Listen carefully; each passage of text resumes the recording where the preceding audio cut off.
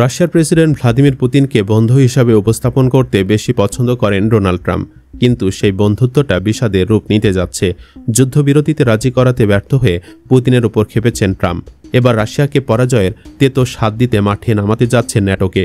ট্রাম্পের এমন পদক্ষেপে পুতিন যে ভড়কে যাবেন সেটা বলার সুযোগ নেই, কারণ সংঘাতে না জড়ালেও চীন জানিয়ে দিয়েছে ইউক্রেনে রাশিয়ার পরাজয় তারা কখনোই মেনে নেবেন না। ন্যাটো হচ্ছে আমেরিকা ও পশ্চিমা দেশগুলোর জন্য রক্ষা কবচ। তাদের মাঠে নামানোর অর্থ হচ্ছে ইউক্রেন যুদ্ধে জড়াতে যাচ্ছে ন্যাটো সদস্য দেশগুলো। এতে ইউক্রেনে রাশিয়ার টিকে থাকা কঠিন হয়ে উঠতে পারে, কিন্তু শঙ্কা তৈরি হচ্ছে চীনকে নিয়ে। ইউক্রেনে রাশিয়ার পরাজয় মেনে না নেওয়ার ঘোষণা দেওয়া বেইজিং কি রাশিয়ার পরাজয় দেখলে যুদ্ধের ময়দানে নেমে পড়বে?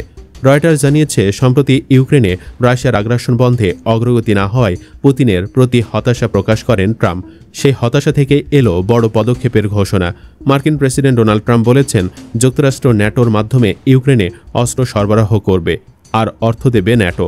অর্থাৎ অস্ত্রের যোগান যুক্তরাষ্ট্র দিলেও খরচ বহন করতে হবে ন্যাটোর সদস্যভুক্ত প্রতিটি দেশকেই। একই সঙ্গে তিনি জানান, আগামী সোমবার রাশিয়ার বিষয়ে একটি গুরুত্বপূর্ণ বিবৃতি দেবেন। ধারণা করা হচ্ছে, রাশিয়া যদি ইউক্রেনে আগ্রাসন চালানো থেকে বিরত না থাকে তাহলে সরাসরি সংঘাতে জড়িয়ে যেতে পারে ন্যাটো সদস্য দেশগুলো।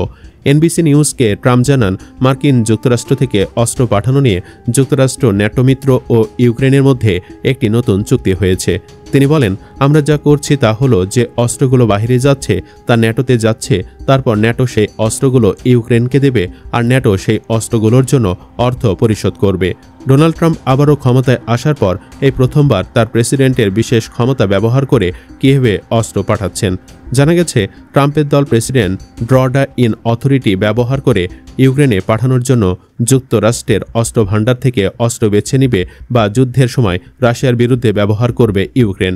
এই ক্ষমতা প্রেসিডেন্টকে জরুরি পরিস্থিতিতে মিত্রদের সাহায্য করতে দেশের সামরিক মজুদ থেকে অস্ত্র সরবরাহ করার অনুমতি দেয়। সূত্রগুলো বলছে, এই অস্ত্রের মূল্য প্রায় $300 মিলিয়ন হতে পারে। সব মিলে ইউক্রেনকে $12 বিলিয়ন অস্ত্র সহায়তা দিবে ন্যাটো। এই প্যাকেজে প্রতিরক্ষামূলক প্যাট্রিয়ট ক্ষেপণাস্ত্র ও আক্রমণাত্মক মাঝারি পাল্লার রকেট অন্তর্ভুক্ত থাকতে পারে। তবে সঠিক সরঞ্জাম সম্পর্কে এখনও কোনো সিদ্ধান্ত হয়নি বলে জানিয়েছে এবিসি নিউজ।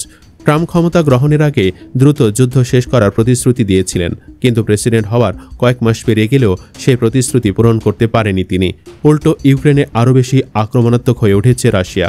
মার্কিন প্রেসিডেন্ট ট্রাম্প কখনো কখনো ইউক্রেনের প্রতিরক্ষায় মার্কিন ব্যয়ের সমালোচনা করেছেন, আবার কখনো রাশিয়ার পক্ষে কথা বলেছেন, কখনো বা প্রকাশ্যে ইউক্রেনের নেতার সঙ্গে সংঘর্ষে লিপ্ত হয়েছেন।